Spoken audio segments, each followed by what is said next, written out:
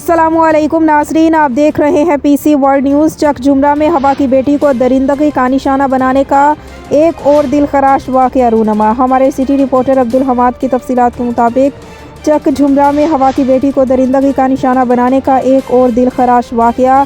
चक झुमरा के इलाके से मिलने वाली लावारिस 13 साला बच्ची से नामालूम अफराद की मुबैना ज़्यादती। 13 साला बच्ची 14 हफ्तों की हामला निकली। मेडिकल रिपोर्ट में तहलका खेस इंकशाफ, नामालूम अफराद ने मुझे कब्जे में रखा और इज्तिमाई ज़्यादती का निशाना बनाया। मुतासरा बच्ची हालत बिगड़ने पर मुल्जिमान 13 साला बच्ची को लावारिस छोड़कर फरार। पुलिस ने बच्ची को तहवील में लेकर चाइल्ड प्रोटेक्शन ब्यूरो के हवाले कर दिया। चाइल्ड प्रोटेक्शन ने मेडिकल करवाया तो बच्ची के हामला होने का इंकशाफ हुआ। बच्ची अपने अहले खाना के बारे में जानती है, ना ही अपना असल नाम बता सकती है।